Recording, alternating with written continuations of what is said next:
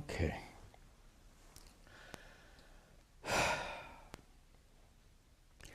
Om Sahana Vavatu Sahano Bhunaktu Sahavidyan Karavavahai Tejasvinavadhitamastu ma Vidvishavahai. Om Shanti Shanti Shanti. Very good. Welcome back. Welcome also to the many viewers of our satsang, either live or after the fact. We have a lot of nice questions, great questions, again, thoughtful questions, and we'll go through them. We'll also take questions from our local audience. So we have many questions from our online students. So we'll start there. Let me just double check this. Looks okay. Looks okay. First question comes from Prashanto, who lives in Bangladesh. He asks, in one of your Bhagavad Gita classes, you mentioned about the three universal constitutes, sattva, rajas, and tamas, that bind us. Even sattva binds us. He's actually paraphrasing from the 14th chapter of the Bhagavad Gita, where Sri Krishna says that these three gunas are what bind us, so to speak, to human life. That means even sattva must have some kind of binding effect, which seems a little counterintuitive. In general, sattva guna gives you maturity and inner freedom, but in one... Oh, here's the interesting way of understanding sattva guna. You've noticed people who are overly religious? Guess what? This is being bound by sattva guna. How about this? How about someone who comes to a Vedanta satsang on a Sunday morning when they should be doing other things with their family? I don't think that's true of any of you, but that's another example of being bound by sattva guna. So it's all part of the human condition. So my question is, how can we transcend the three gunas to be free from all kinds of suffering here and hereafter? Well, if you transcend the three gunas right now, in a very literal sense, you cease to exist as a human being. Three gunas are what make you a human being. Do you think the goal of Advaita Vedanta is to cease being a human being? No. The problem is not the three gunas. The problem is being bound by them. You can have three gunas and not be bound by them.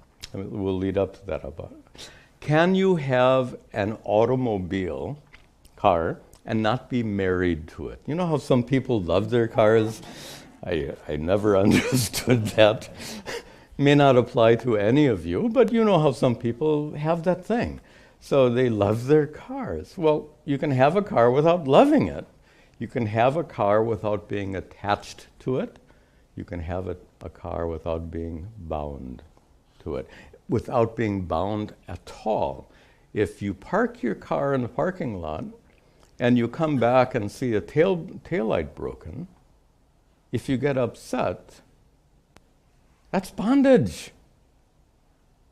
You are attached to the car.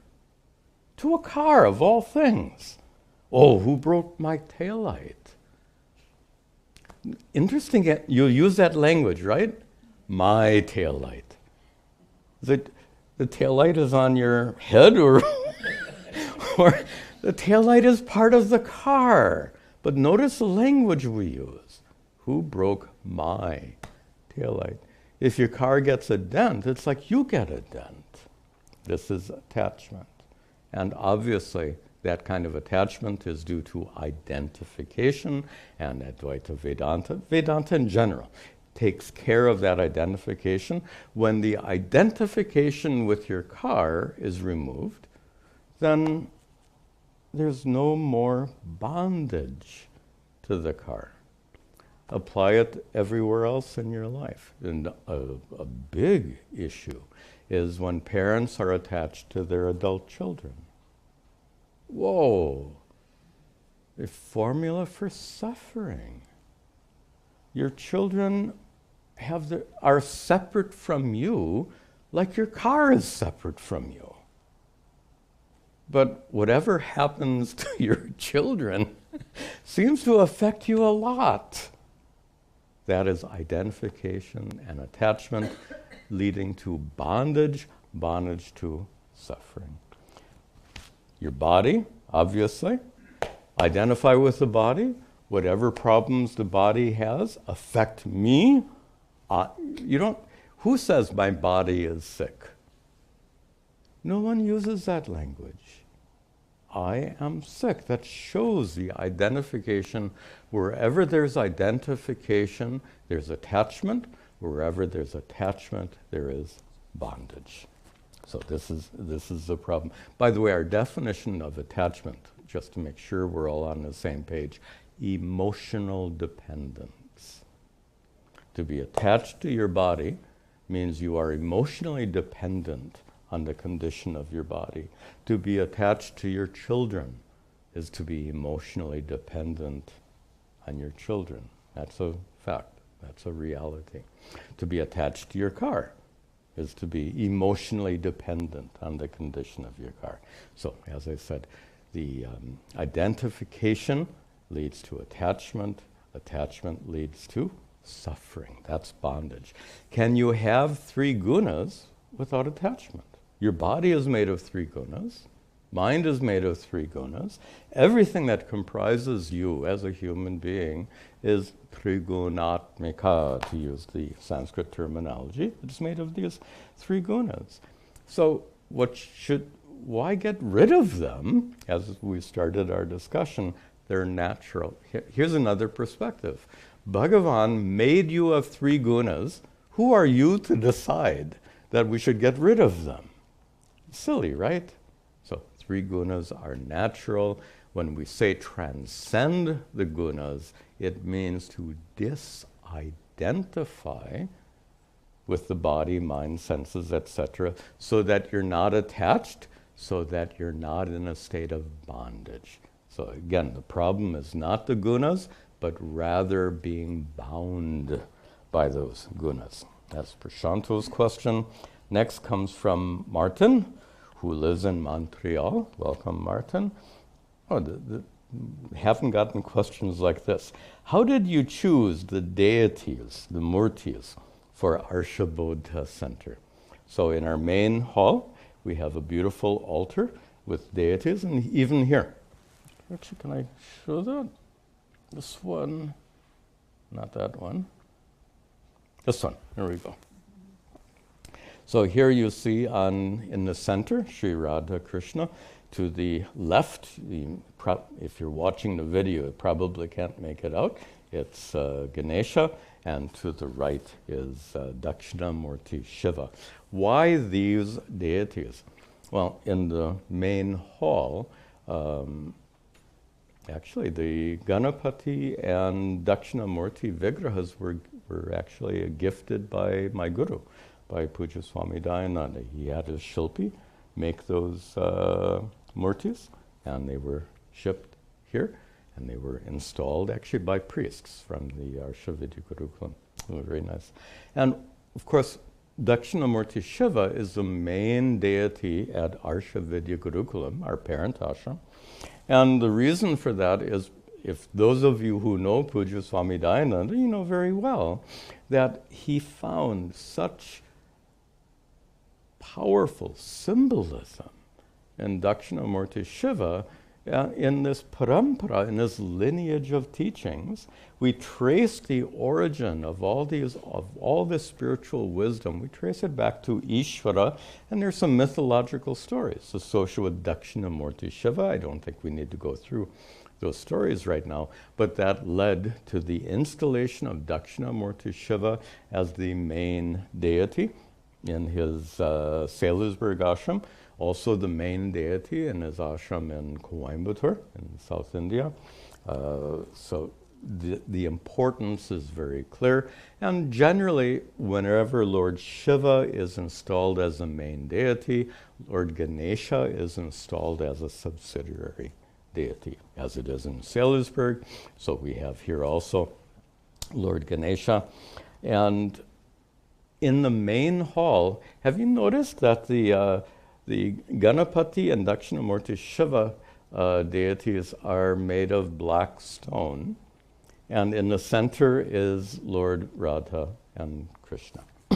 So this is my part. So in coming here to New Jersey, we were coming into... Did you know that central New Jersey, along with certain boroughs of New York, are the most ethnically diverse parts of this entire country? Here we are. So, and coming here specifically to the Hindu community, there's I won't say equal amounts, but there are many from North India, many from South, many from every corner of India. And it turns out that the way deities are presented is very regional. And by the way, for obvious reasons. So the Radha Krishna, chosen because not only am I fond of those deities, but many, many people fond of that. The Radha Krishna Murtis, actually I went to Jaipur to commission those murtis, and then they were also shipped here. If you ask why are they white marble as opposed to the other murtis which are black stone, so this is the regional difference, and that is in South India most murtis are black stone, in North India most murtis are white marble, and the reason why is there's lots of white, how obvious, there's lots of white marble in North India and lots of black stone in the South. It's that simple.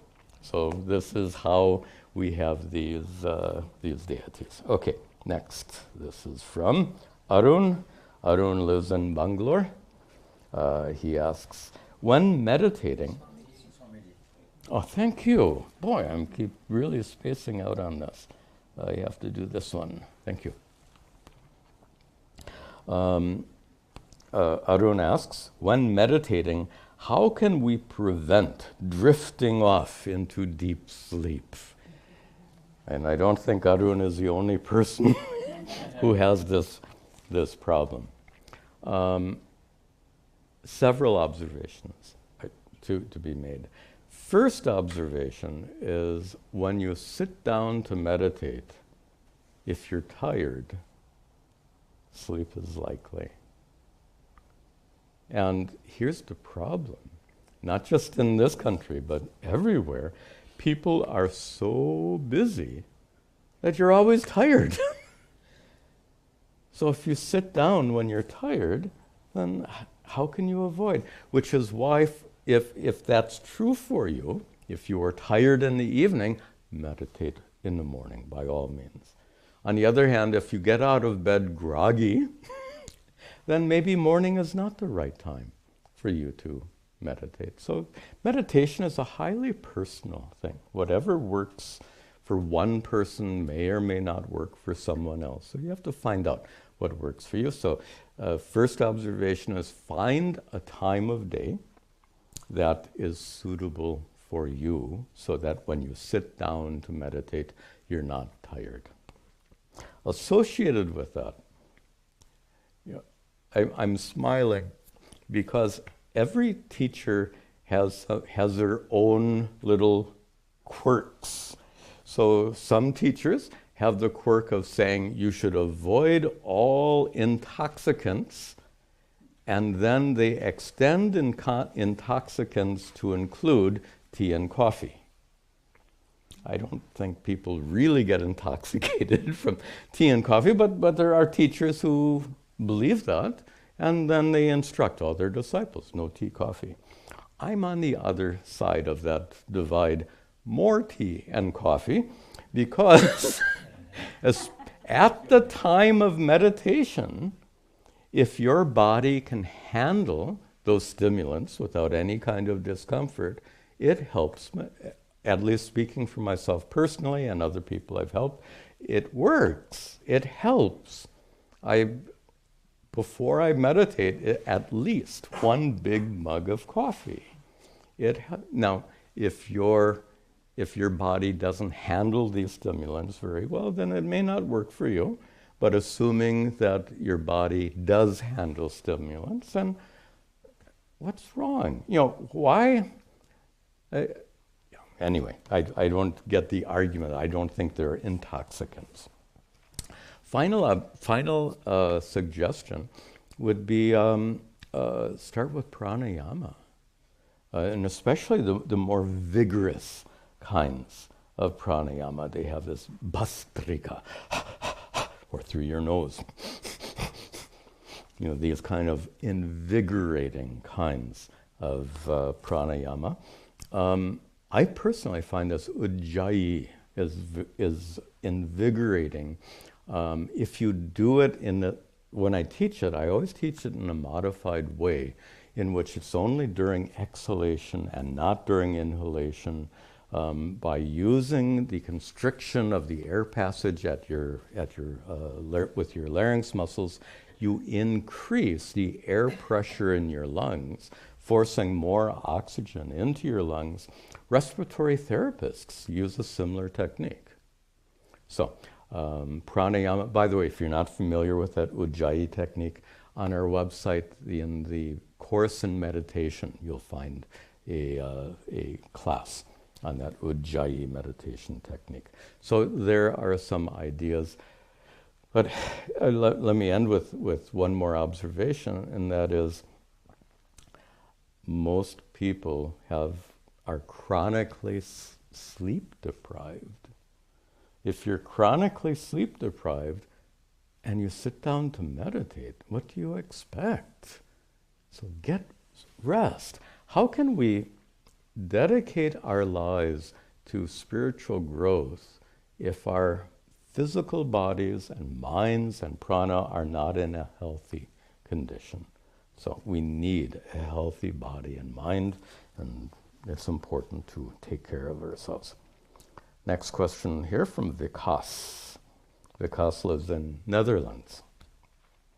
I'm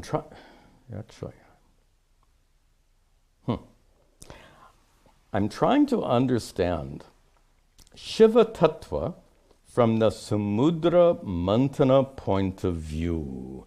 Now he's referring to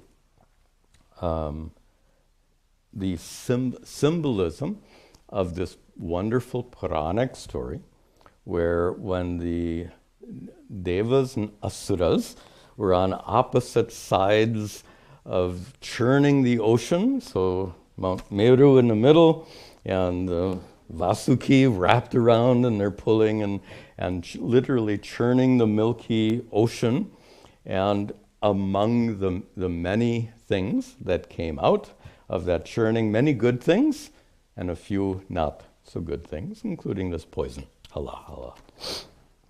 And according to the story, Lord Shiva, for the sake of preventing this terrible poison from going out into the world and killing everyone, Lord Shiva went and swallowed it. Of course, Parvati I may have fun with this story. Parvati is watching, and she goes, "What are you doing?" So he chose not to swallow. And it stayed in his throat, resulting in what we now call Nilakanta, the one with a blue kanta, a blue throat. Anyway, mythological story. When I say mythological story, a few people get upset when I say mythological. Because when I say mythological, it means it didn't happen. Do you think that churning took place on a Thursday afternoon or a Sunday morning? Not a historical event. And I know some people feel very strongly, no. I feel very strongly in the other way. They feel strongly that by holding on to these beliefs, we protect Hinduism. I feel the opposite. By holding on to these beliefs, we hurt Hinduism.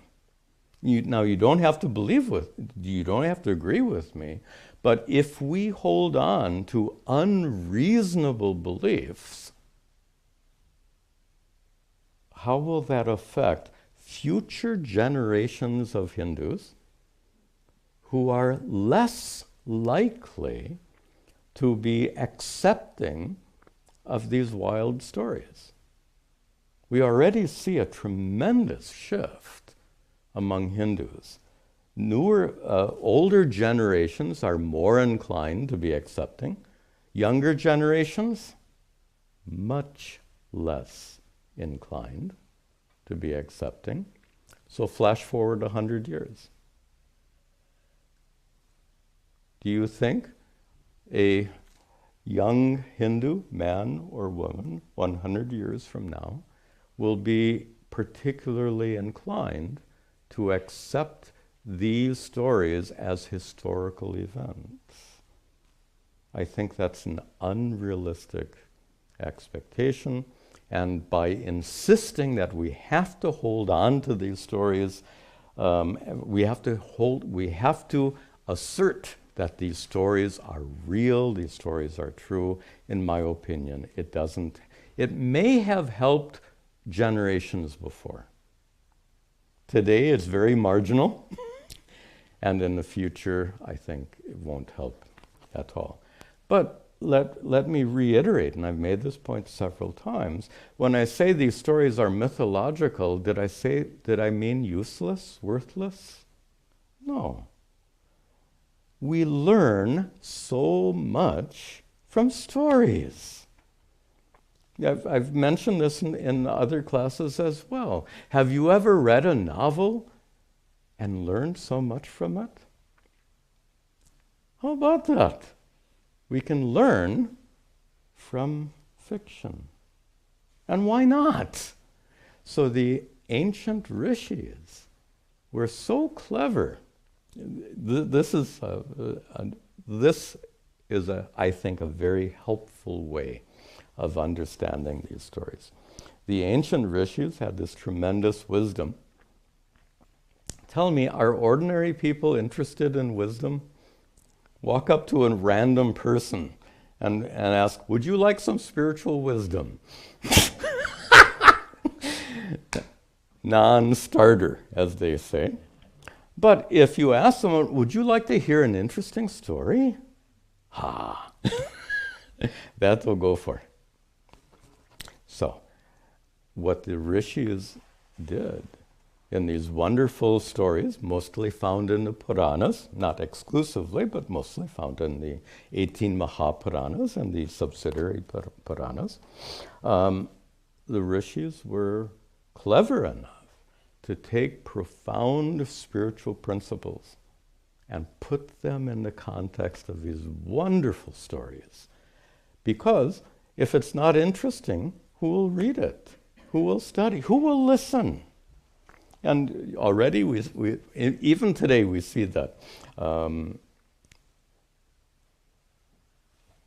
In a typical temple setting, if a spiritual teacher comes and starts talking to the audience in that temple, by the way, this is true in India and true in this country, if starts talking some very profound spiritual wisdom to that assembled audience of devout Hindus, what will be the result of talking that profound wisdom?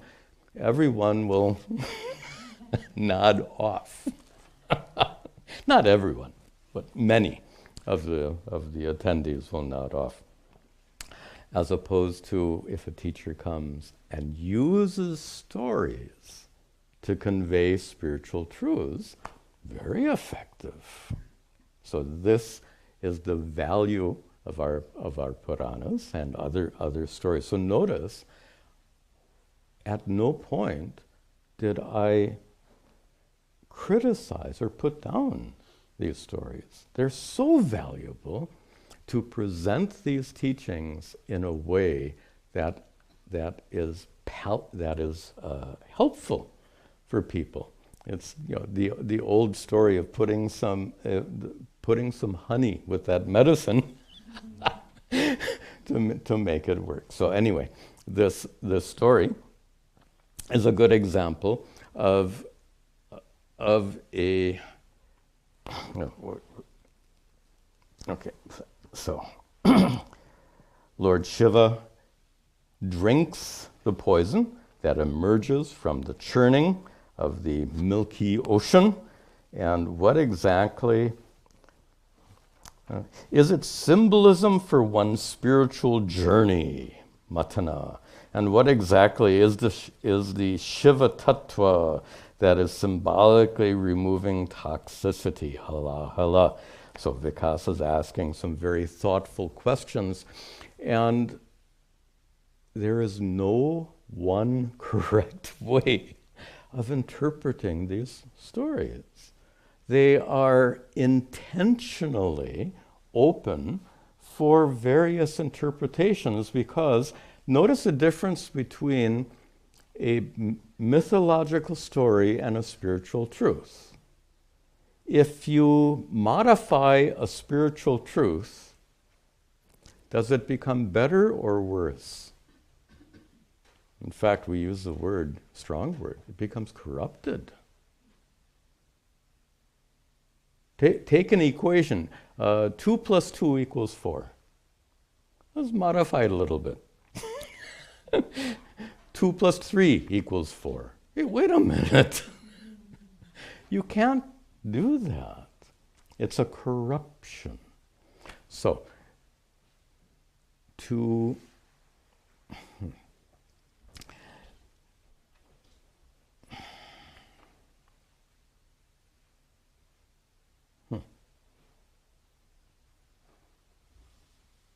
yeah, give me just a moment.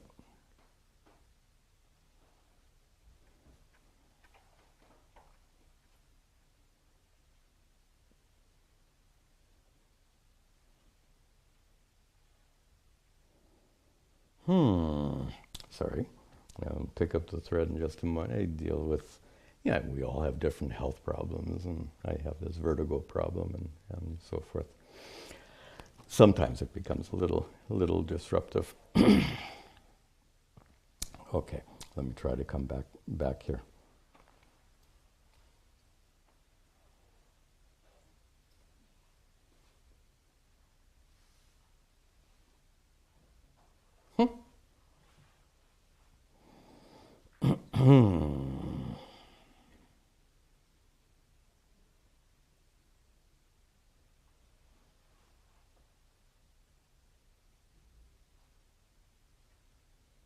Again, try one more time. The matter, as a teacher, I find there's something like momentum. And when the momentum is going, then the words come. But as soon as you stop, it's like, then how to get it going again? Think of a locomotive train. It takes lots to get that thing going, and then it goes. But once it stops, it's a problem. Okay, let me try one more time here. I'm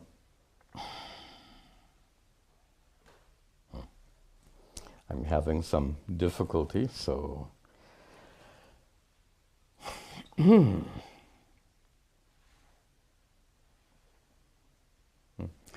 would you forgive me? I think if I try to push ahead, I think the results won't be so good. So I think maybe today, if it's okay, we'll keep this session a little bit short. I seem to be having some difficulty. So we'll continue. We have more nice questions here. We haven't been able to take any questions here. We'll try to do all that in our next session. We'll end with our prayer.